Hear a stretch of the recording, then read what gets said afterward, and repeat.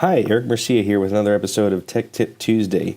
This week, in keeping in line with what we were talking about last week, I'm going to give you a couple, or a tip, probably one of the most important tip or tricks that there exists for the iOS devices, so like your iPhones and iPads. One of the things that I struggle with the most, and I use my iOS devices a lot. I use my iPhone all day long, and I use my iPad pretty much during the day at client sites. I use it at home.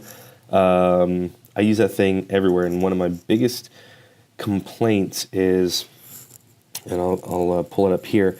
So when I pull up the keyboard because I want to type or edit an area of text, using my finger, as you can see, to try to like place it exactly where I want it in the text to edit something is almost impossible because your finger takes up multiple characters unless you have pencil thin fingers, and I do not. Then this simple or seemingly simple task becomes very complicated. So what are we to do about that?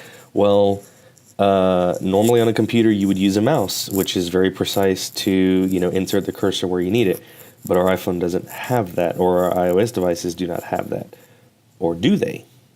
And so what I learned is there is one, and it's here, and it's been here for a while, and I don't know why I did not know about this before, but I am using this feature or function like crazy now. So anytime you have the keyboard up, pretty much if you just tap and hold down on the keyboard, all the keys will go blank like that.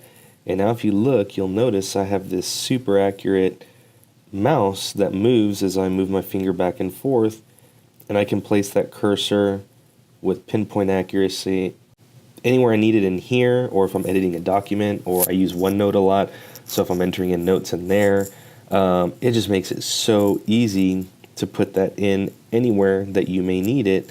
Can't believe I didn't know about this before, so I'm passing on the knowledge to the rest of you out there. I hope it helps you out and alleviates that little bit of frustration for you as well. So that's your tech tip for this week. I look forward to talking to you again next week.